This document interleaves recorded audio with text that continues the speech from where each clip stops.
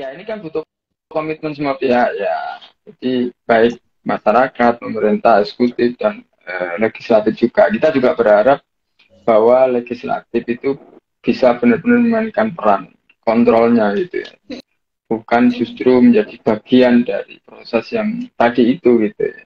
Ini kan sebenarnya menunjukkan bahwa kita tidak bisa mengeneralisir bahwa semua anggota DPR seperti itu. Tapi paling tidak kasus kemarin itu kan menunjukkan bagaimana.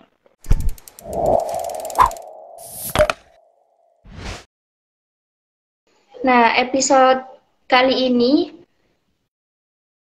kita akan berbicara tentang borok politisi dan birokrasi di Jawa Timur yang kembali menyeruak ya, Mas. Jadi Komisi Pemberantasan Korupsi telah menangkap Wakil Ketua Dewan Perwakilan Rakyat Daerah (DPRD) Jawa Timur Sahat Tua Simanjuntak pada Rabu 14 Desember 2022. Nah, barangkali kejadian ini memang bukan yang pertama ya. Jadi catatan Indonesian Corruption Watch atau ICW menegaskan bahwa Jawa Timur merupakan provinsi teratas kasus korupsi. Nah, praktek culas seorang pejabat negara itu menjadi bentuk nyata bahwa rakyat hanya dilihat sekadar angka. Tentu tindakan ini sebuah bentuk pengkhianatan terhadap amanah rakyat. Nah, dana hibah yang merupakan hak rakyat justru dengan sengaja disunat. Dugaan suap pengurusan alokasi dana hibah bersumber dari APBD Jatim. Politisi Partai Golkar itu tak bergerak sendiri. Sejauh ini KPK telah menetapkan 4 tersangka, yakni Wakil Ketua DPRD Provinsi Jawa Timur, Sahat Tua Simanjuntak dengan inisial STPS, dan Rusdi dengan inisial RS, yakni selaku staf ahli dari STPS, Kepala Desa Jelgung Kecamatan Robatal, Kabupaten Sampang, Abdul Hamid dengan inisial AH, dan koordinator kelompok masyarakat Pokmas, yakni Ilham Wahyudi. Tim penyidik Komisi Pemberantasan Korupsi atau KPK mengamankan uang senilai 1 miliar dari hasil penggeledahan di gedung DPRD Provinsi Jawa Timur terkait kasus dugaan suap pengurusan dana hibah yang menjerat Wakil DPRD Jawa Timur Sahat Tua Simanjuntak. Nah, tentu ini sudah menjadi isu nasional ya, Mas Dakelan. Apalagi masyarakat Jawa Timur, tentu ini saya sebagai masyarakat Jawa Timur terhianati. Nah,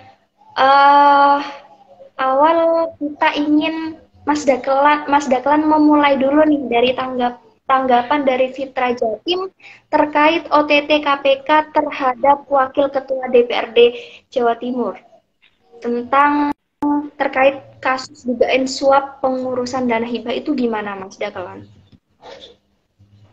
Ya, terima kasih Mbak Najwa ya.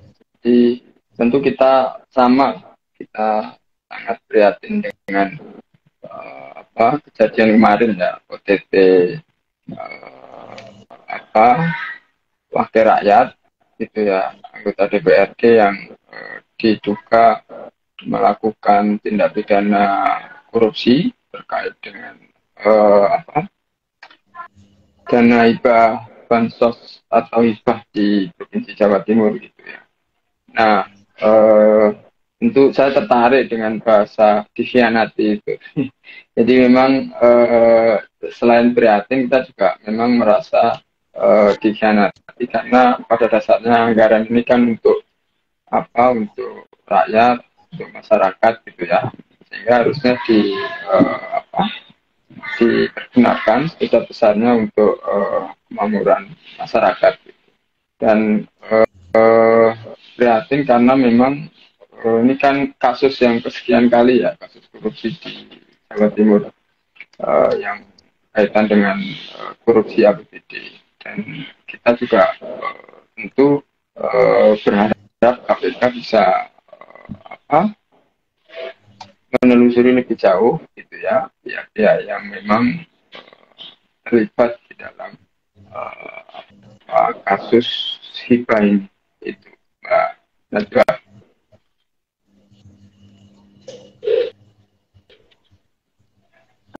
Halo? Halo, Mas.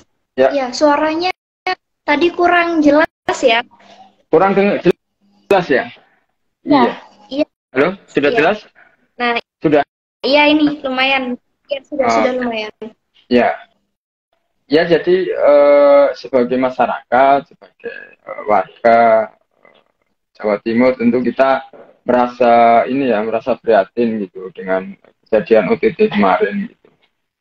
Dan sangat menyayangkan karena anggaran ini kan sebenarnya harusnya diperuntukkan untuk sebesar-besarnya kesejahteraan masyarakat gitu.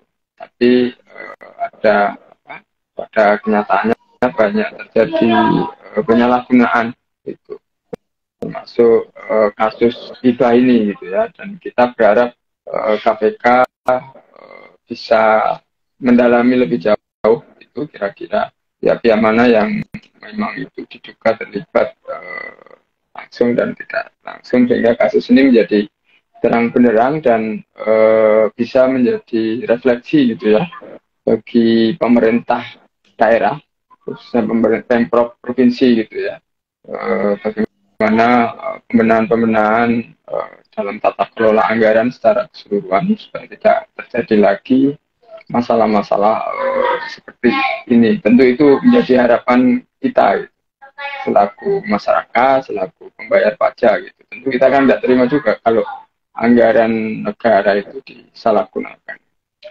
Iya, benar. Mas, berarti kalau Fitra ini kan memang fokusnya ke transparansi anggaran pemerintah kan. Nggak belum jelaskan nih barusan ke teman-teman. Jadi Fitra Jatim ini adalah organisasi yang bergerak di bidang kontrol sosial untuk transparansi proses-proses penyelenggaraan negara, penganggaran negara. Ini bersifat otonom, non-profit atau nirbala dalam melaksanakan gerakannya. Fitra bersifat independen. Nah, sedikit yang penjelasan kita tentang Fitra kepada masyarakat Jawa Timur, dan mungkin memang sudah banyak masyarakat Jawa Timur yang mengenal organisasi Fitra. Lalu, apakah lingkungan birokrasi pemerintah Jawa Timur ini sudah terbuka dan transparan, Mas? Karena kan memang kalau dari Fitra sendiri itu kan dari segi organisasi yang didirikan memang untuk mengawasi penganggaran pemerintah. Nah, itu kalau menurut kita sendiri bagaimana? Ya, jadi Fitra itu memang sebuah NGO ya, NGO yang kita concern atau bergerak di advokasi anggaran daerah, dan kita organisasi nirlaba independen gitu ya. Artinya tidak punya kepentingan, tidak terafiliasi dengan kepentingan politik tertentu gitu dalam menjalankan agenda-agenda advokasi itu. Dan tujuan Fitra memang bagaimana kita berkontribusi terhadap perbaikan tata kelola kebijakan anggaran baik di nasional maupun di tingkat daerah.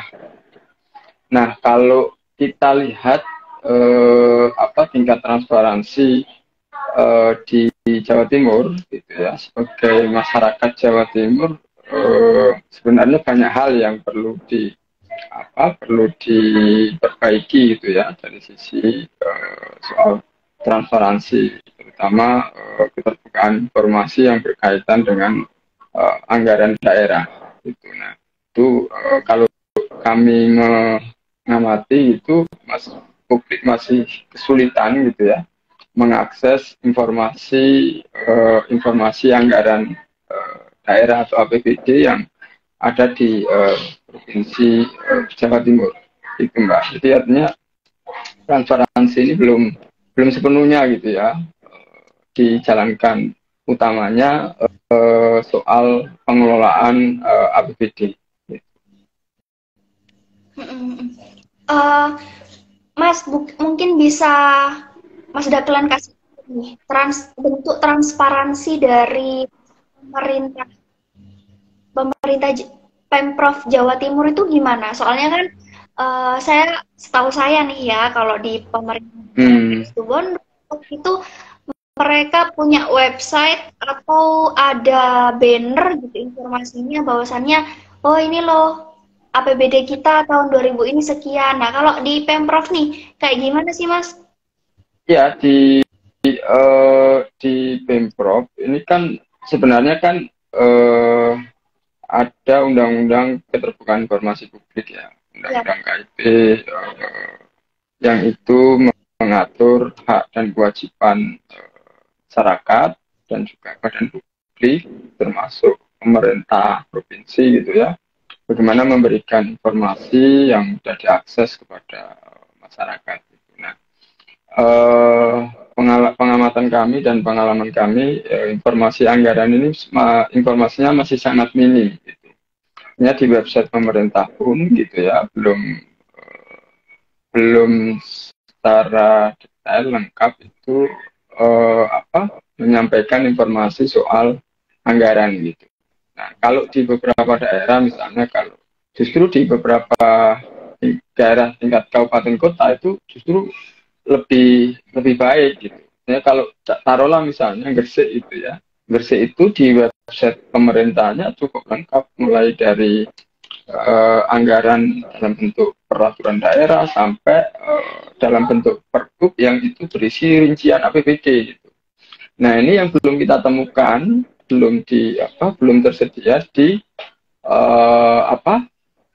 pemerintah provinsi gitu.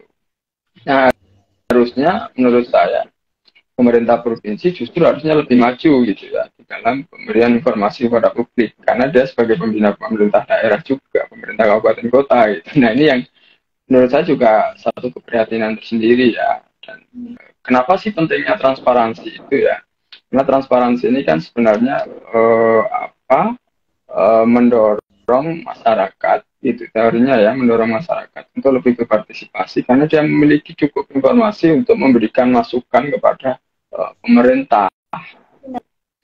Nah, kalau partisipasi masyarakatnya tinggi, tentu ruang-ruang korupsi, ruang-ruang penyalahgunaan sumber daya anggaran itu bisa diminimais. benar, Mas. Berarti memang ini PR ya buat Pemprov Jatim. PR banget. Karena kalau di daerah-daerah itu kebetulan nih, Mas, kebetulan sekali. Jadi saya pernah sedikit sharing ya. Saya pernah penelitian tentang transparansi APBD Kabupaten Situbondo. Nah, mereka memang sudah punya slide tentang apa ya? Ya, transparansi mereka. Jadi kan dasar dari AUPB, asas-asas pemerintahan yang baik salah satunya adalah transparansi. Betul. Jadi kalau memang Jawa Timur ini nggak ada, saya baru tahu nih, dapat ilmu dari Mas Dakelan, Jawa Timur nggak ada tentang transparansinya. Gimana mau melakukan balance antara pemerintah dan masyarakat gitu kan? Iya. Betul. Lalu ini Mas, kenapa dana hibah itu begitu mudah dijadikan ladang ijon? Ya kan? Itu kan maksudnya nggak ada LPJ, nggak ada apa nih, mudah banget gitu, terus mudah banget. Itu menurut Mas Daklan gimana? Ya, jadi ini kan sebenarnya sudah lama ya, kita juga sering menyuarakan soal ini gitu. Sejak 2013-an itu kita sudah menyuarakan lewat media juga gitu ya, soal bahwa IPA ini perlu ada perbaikan tata kelola, karena IPA ini menjadi salah satu pos anggaran yang rendah tingkat akuntabilitasnya gitu ya. Sehingga perlu sebenarnya ada perbaikan-perbaikan. Nah, indikatornya kalau kita melihat dari data yang kami dapat gitu, setiap tahun gitu BPK itu menemukan, jadi IPA ini selalu menjadi temuan Badan Pemeriksa Keuangan gitu ya, terkait dengan bagaimana akuntabilitasnya. Nah, kenapa ini menjadi celah ijon gitu? Karena memang mekanismenya ini ada ruang-ruang di mana para pemburu rente istilahnya itu ya. Pemburu rente ini memanfaatkan celah-celah itu untuk keuntungan. Nah, pada akhirnya peluang korupsinya menjadi cukup tinggi gitu. Nah, kalau kita lihat kan mekanismenya kan itu kan berdasarkan proposal ya, proposal masyarakat proposal masyarakat yang seharusnya disampaikan kepada gubernur, nanti ada tim evaluasi gitu ya, verifikasi gitu ya. Nah, ini kan celah sebenarnya, celah bagaimana sehingga muncullah istilah korlap gitu ya, koordinator lapangan yang kemarin ikut keangkut KPK gitu dan lain sebagainya gitu ya. Itu. Nah, ini yang menjadi problem karena kalau ini terekam juga di audit BPK ya, misalnya. Jadi IBA ini kan ada dua mekanisme. Jadi ada yang lewat berdasarkan hasil jaring aspirasi masyarakat yang itu menjadi pokok pikiran nanti DPRD gitu ya. Terus kemudian ada yang itu menjadi istilah bagian, jadi sudah dibagi-bagi gitu ya. Bagiannya DPRD ada, bagiannya jatahnya eksekutif ada itu. Nah, yang jatahnya eksekutif itu ya, yang kemarin itu yang menjadi OTT KPK itu kan melalui legislatif. Jadi proses IPA itu diajukan oleh kebanyakan itu diajukan oleh kelompok masyarakat, Pokmas. Nah, Pokmas ini banyak Pokmas yang kalau kita lihat di audit BPK itu banyak Pokmas yang baru dibentuk. Itu dibentuk dalam rangka untuk mengajukan. Nah, ini kan sehingga secara kapasitas Pokmas itu tidak memiliki kapasitas gitu ya untuk mengelola anggaran, melaksanakan pekerjaan gitu, sehingga ini yang dimanfaatkan gitu ya, sehingga muncullah istilah korlap, koordinator lapangan. Nah, koordinator lapangan inilah kemudian yang menjadi istilahnya menjadi apa ya, calonnya gitu ya. Itu antara Pokmas dengan DPRD. Nah, itu yang kemarin menurut KPK ya, dan di audit BPK itu juga rekam gitu ya, bagaimana model alurnya itu seperti apa. Ya, berarti itu masuk kepada sistem perencanaan dan penyaluran terkait dana hibah tadi ya, Mas ya? Iya, jadi kalau sebenarnya idealnya begini. Jadi hibah itu kan diatur di dalam peraturan gubernur ya. Ada peraturan gubernur yang mengatur secara teknis. Terakhir itu Pergub nomor 44 tahun 2021 yang tentang tata cara penyaluran, pertanggungjawaban gitu ya. Jadi hibah itu kan diawali dari ada permohonan hibah kepada gubernur lewat proposal gitu ya. Kemudian proposal itu diterima oleh gubernur kan, kemudian didisposisikan kepada SKPD terkait, misalnya soal pembangunan infrastruktur itu SKPD mana yang terkait itu untuk melakukan verifikasi gitu. Verifikasi kelengkapan persyaratan hibah. Kemudian SKPD itu memberikan rekomendasi kepada TAPD, tim anggaran pemerintah daerah, untuk kemudian itu dimasukkan nanti ke dalam rencana anggaran. Jadi pada saat pembahasan KUAPPAS itu, KUAPPAS itu daftar penerima hibahnya sudah muncul gitu. Nah, itu kan dibahas bersama DPRD. Jadi mekanisme sebenarnya masuk di dalam sistem perencanaan penganggaran daerah. Itu mekanisme idealnya gitu. Oke, Mas. Kalau menurut Mas Daklan sendiri nih, sebenarnya seperti yang saya sampaikan di awal tadi kan, bahwa pemerintah adanya good governance ya, Mas. Kalau di bahasa hukumnya itu kan pemerintahan yang baik. Nah, tentu Fitra kan menyoroti itu, Mas. Ada beberapa asas nih di dalamnya. Ada asas keterbukaan publik, ada asas yang proporsional, seperti itu. Nah, kira-kira salah satu asas-asas pemerintahan yang baik itu dalam penyaluran dana hibah menurut kacamata kacamata Mas Dakelan, ya karena koordinator Fitra ini sudah baik atau sudah buruk nih Mas implementasinya? Karena Ya, yang tadi. menjadi legal standing-nya lah, legal standing dari pemerintah. Nah, bisa saja nih sebenarnya jika pemerintah tidak melaksanakan good government atau asas-asas pemerintahan yang baik, ada undang-undangnya juga. Nah, itu menurut kita gimana, Mas? Jadi kalau dalam kasus IBA ini ya, dalam konteks IBA ini saya lihatnya kan, jadi soal ya tadi itu saya bilang perlu perbaikan tata kelola, gitu ya. Tata kelola itu ya, misalnya dari sisi transparansinya, dari sisi partisipasinya, gitu ya. Kemudian juga dari sisi akuntabilitasnya, gitu. Nah itu menurut saya perlu ada upaya-upaya mengarah ke sana. Karena kita lihat pertama soal terbukaan tadi yang kita sudah diskusikan di awal ya, termasuk hibah ini juga, karena kan dia bagian dari sistem anggaran daerah, sehingga kita tidak bisa sampai sekarang itu kan kita tidak bisa publik belum bisa mengakses secara baik itu siapa sih sebenarnya penerima hibah Jawa Timur yang anggarannya kan mencapai sekitar 8 triliun ya. Di 2021 itu 8 triliun. Kalau di 2002 ini mungkin sudah turun menjadi 5 triliun. Jadi anggaran triliunan untuk IBA itu kita tidak tahu siapa penerima, kelompok-kelompok masyarakat yang mengajukan dan mendapatkan hibah itu siapa saja. Ini kan kita tidak pernah tahu itu. Nah, seandainya itu dibuka kan publik bisa mengontrol. Gitu ya. Nah, itu makna partisipasinya. Publik bisa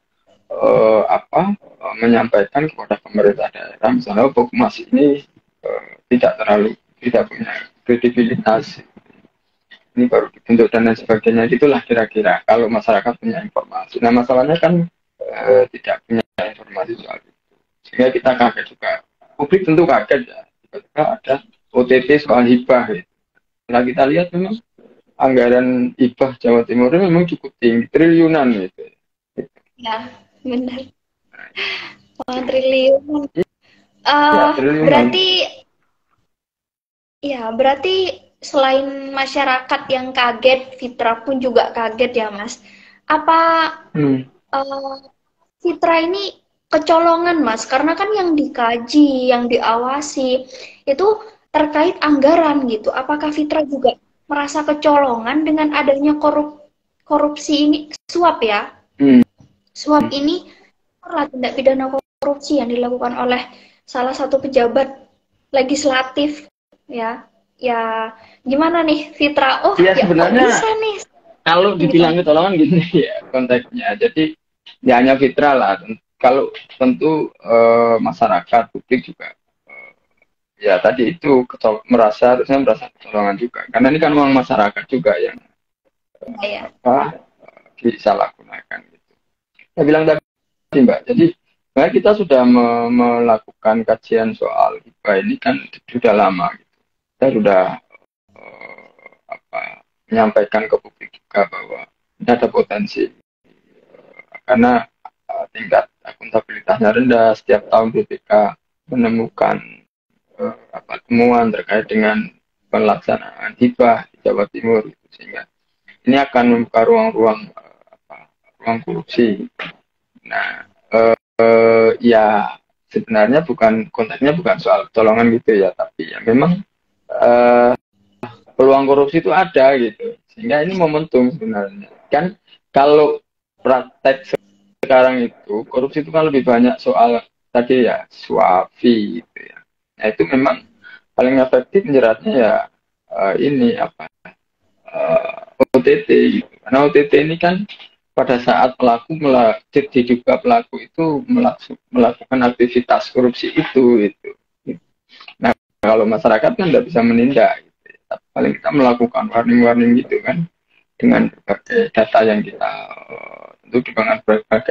kita miliki gitu. Nah, karena persoalan hibah ini kan dari hulu sampai hilir gitu kan.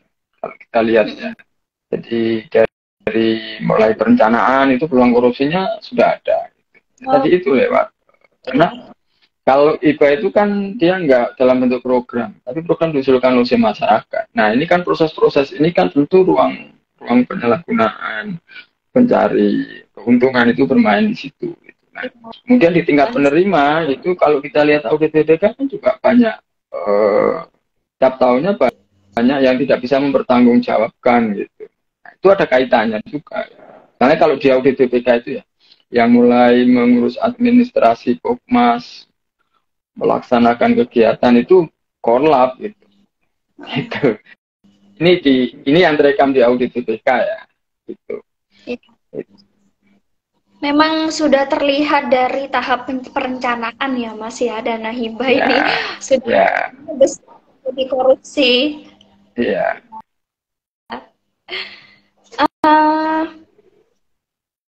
Nah ini Mas, kalau untuk mencegah terjadinya penyalahgunaan anggaran, tadi kan sebenarnya sudah Mas Daklan sampaikan sih, itu ya perbaiki dan lain sebagainya itu tadi. Apalagi nih kira-kira yang perlu dilakukan masyarakat ya untuk agar bisa check and balance antara sebenarnya bukan masyarakat dengan pemerintahan saja, tapi check and balance antara lembaga pemerintah dengan lembaga pemerintah, misalkan eksekutif dengan kepada legislatif, legislatif kepada eksekutif, kayak gitu perlu juga ya Mas ya, perlu saling support, bukan cuma masyarakat, bukan cuma organisasi masyarakat, bukan cuma, artinya semua elemen ini perlu dilibatkan untuk pengawasan penganggaran, entah APBD, dana hibah, dan anggaran-anggaran yang lain. Nah, apa saja nih Mas yang perlu dilakukan kalau kita semua agar check and balance ini ya meminimalisir adanya kasus tindak pidana korupsi? Ya, jadi saya setuju itu ya. Jadi kuncinya adalah bagaimana ada perbaikan tata kelola. Kalau bahasa Mbak Najma tadi soal good governance-nya ya, perbaikan ke sana. Jadi meningkatkan partisipasi, meningkatkan transparansi, gitu ya, meningkatkan, memperbaiki mekanisme yang lebih lebih akuntabel gitu ya. Mungkin dalam jangka pendek menurut saya istilahnya apa ya, Pemprov menurut saya menyetop dulu hibah ini gitu ya,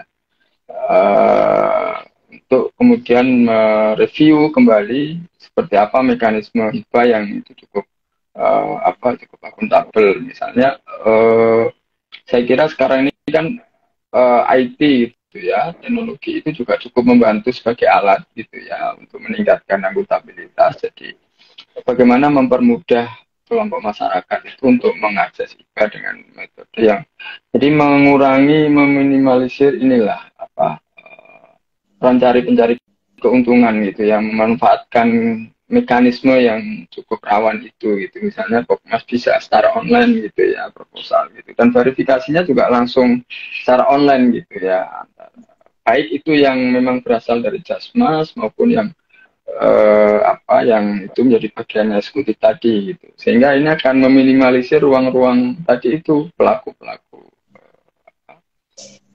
pencari dan saving itu tadi gitu. Sehingga hibah yang triliunan itu bisa efektif gitu kan. Hibah ini kan sebenarnya tujuannya sama ya.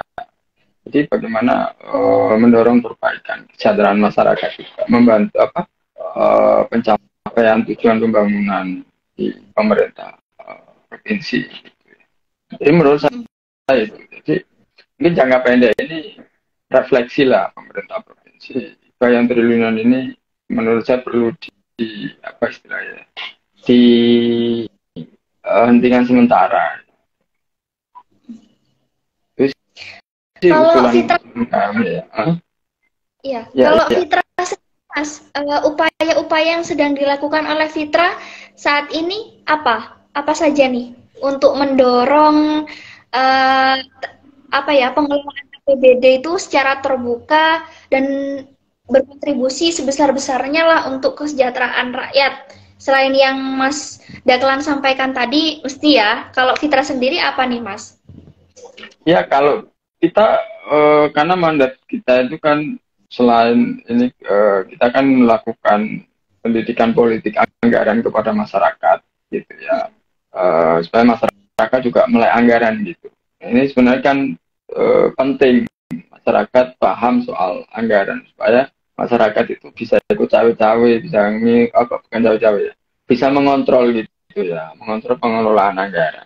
Kemudian kita juga kemarin mendorong di Pemprov itu soal ini apa, dimana ada mekanisme satu data.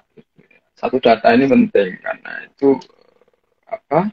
Bagaimana antara masyarakat dengan pemerintah gitu ya punya persamaan punya persamaan soal data-data yang berkaitan dengan pembangunan, masyarakat punya informasi gitu ya. Dan ketika masyarakat punya informasi, masyarakat bisa memberikan masukan kepada pemerintah. Upaya-upaya itu kita lakukan. Dan kemarin kan sudah Pemprov sudah launching juga satu data itu, tapi memang belum menyentuh tadi itu soal data data anggarannya gitu. Nah, ini yang perlu menurut saya perlu semua pihak untuk mendorong bagaimana mekanisme satu data ini juga mengakomodir data yang berkaitan dengan anggaran selain data-data pembangunan yang lain. Karena ini penting. Gitu. Ya, luar biasa sekali ya Mas Fitra. Ya sempat saya baca juga beritanya mekanisme satu data itu. Ya. Memang nggak perlu diterapkan. Ya. Apalagi PR Timur sebenarnya banyak banget ya Mas. Ya, ya. Udah. Betul. Ya. Ini kan. Apalagi kan ini. Gimana Mas? Ya ini kan butuh komitmen semua pihak ya. Jadi baik masyarakat, pemerintah, eksekutif dan legislatif juga. Kita juga berharap bahwa legislatif itu bisa benar-benar memainkan peran kontrolnya gitu ya. Bukan justru menjadi bagian dari proses yang tadi itu gitu ya.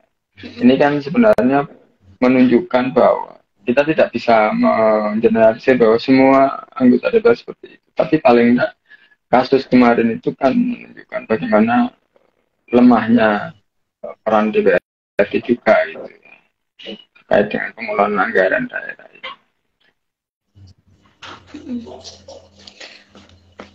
Apalagi terkait anggaran nih sensitif banget ya Mas memang. Betul. Karena semua pihak ya memang kayak kalau urusan penganggaran itu udah levelnya udah level kalau udah kadung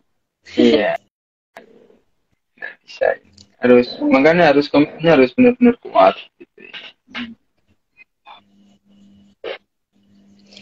Mas, kalau ini mesti kan sebagai dasar dan landasan masyarakat Indonesia kan kembali kepada Undang-Undang Dasar Negara Republik Indonesia 1945. Nah, kalau dana korupsi itu terdapat pada Undang-Undang Tipikor dan memang sengketanya di peradilan khusus begitu. Nah, Mas Dakelan, apakah Undang-Undang Tindak Pidana Korupsi memang sudah implementasinya memang sudah benar-benar diterapkan dengan serius atau tidak nih oleh pemerintah? Karena terlalu banyak kasus korupsi ya yang ditindak oleh KPK, banyak OTT juga. Tapi ya tetap saja itu tidak menjadi tidak menjadi hal sesuatu yang ditakuti itu khususnya oleh yang orang-orang yang punya kuasa. Ya tidak menutup kemungkinan sebenarnya masyarakat juga sih. Cuman yang berpotensi banyak itu ya yang punya kuasa kayak gitu dan lain sebagainya. Nah, Mas Dakelan sendiri nih, gimana sih Mas implementasi Undang-Undang Tipikor di Indonesia? Ya, undang-undang itu kan alat untuk ini mendorong baik mencegah maupun menindak sebenarnya. Mencegah dan menindak terjadinya korupsi. Nah, saya kira dari sisi penindakan itu undang-undang ini cukup efektif gitu. Artinya melalui kelembagaan khusus, misalnya seperti KPK itu, menurut saya cukup efektif gitu ya, mampu membongkar kasus-kasus korupsi gitu. Nah, kalau kita bicara banyaknya kasus korupsi ya karena memang korupsinya banyak gitu. Dan beruntung kita punya ada KPK gitu. Sehingga kasus-kasus yang tidak bisa dibongkar oleh aparat penegak hukum yang lain bisa dibongkar oleh KPK. Nah, cuman memang menurut saya ke depan perlu dipikirkan. Saya kemarin kan sudah jadi wacana juga ya. Saya penting gitu. Bagaimana ada pola-pola hukuman atau mekanisme hukuman yang lebih itu membuat efek jerah gitu ya. Sehingga orang itu akan akan merasa takut untuk melakukan korupsi. Ini yang menurut saya menjadi cukup penting. Kedepannya ya, misalnya hukumannya misalnya selain dihukum penjara, ada pemiskinan dan sebagainya. Menurut saya itu menjadi salah satu yang bisa membuat efek jerah ya. Karena orang di penjara korupsi berapa miliar, dihukum 3 miliar, dia masih punya modal gitu ya untuk kembali pada dunia politik jadi pejabat lagi gitu. Di sisi yang lain masyarakat kita ya mudah gitu ya ini atau ya menurut saya yang perlu dipikirkan itu mekanisme hukumannya gitu ya. Hukuman-hukuman yang bisa memberikan efek jerah. Kalau enggak ya misalnya suruh kerja sosial gitu ya selama berapa tahun gitu laku korupsi itu gitu. Nah itu yang menurut saya penting di dalam undang-undang itu di ini ya, perampasan harta itu saya itu Jadi saran dari Mas Dakelan nih tentang UU Tipikor bisa dilakukan pengujian undang-undang nih judicial review ke MK tentang apa? Bisa aja bisa. Ya, ada perubahan gitu ya. Perubahan undang-undang. Menurut bisa.